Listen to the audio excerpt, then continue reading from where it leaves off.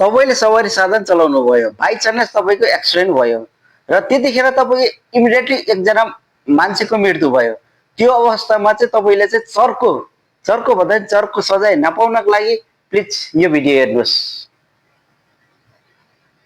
तपाईले सवारी साधन चलाउँदाखेरि दुर्घटना भयो, दुर्घटना हुँदा कसैको मृत्यु भयो, यस्तो अवस्थामा तपाईले चर्को सजाय नपाउनको लागि यो चारवटा कुरा याद गर्नु होला। पहिलो कुरा चाहिँ के हो भन्दा तपाईले कहिले पनि लाइसेन्स नभइकन कुनै पनि सवारी साधन नचलाउनु होला।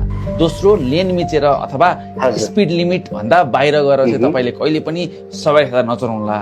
र चौथो, कहिले पनि ड्रिङ्क एन्ड ड्राइभ नगर्नु होला।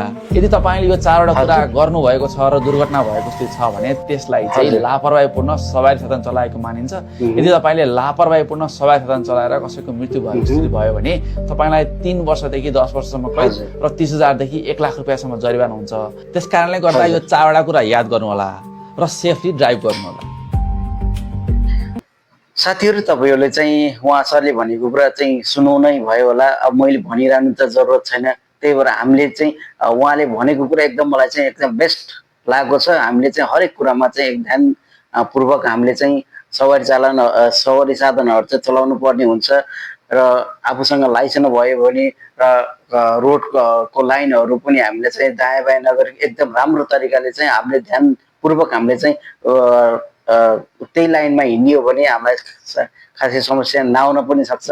त्यही भएर हामीलाई चाहिँ किनकि यो कुराहरू थाहा भएर पनि कतिपय ड्राइभरहरूले होइन केयरलेस गरेको पनि हुनसक्छ र गर्नुहुन्छ पनि। त्यही भएर हामीले चाहिँ यो चर्को सजाय नपाउनको लागि यो कुराहरू चाहिँ एकदम ध्यान दिनुपर्ने हुन्छ र सानो गल्तीले नै ल हेर्नुहोस् त हामीले जिन्दगीभरि यो सजायको भागीदार हुनुपर्ने हुन्छ। चर्को हामीलाई चाहिँ चर्को भन्दा चर्को के अरे हामीलाई चाहिँ शुल्क पनि हाम्रो लाग्न सक्छ। त्यही भएर तपाईँहरूले चाहिँ यो त्यही भएर तपाईँहरूले चाहिँ यो एकदमै फलो गर्नु होला है त। उहाँ सरले भनेको चाहिँ मलाई एकदम मन परेको छ र राइट छ, उहाँले भनेको कुरा नि एकदम सही हो र यो भिडियोलाई चाहिँ सक्दो सेयर गरिदिनु होला।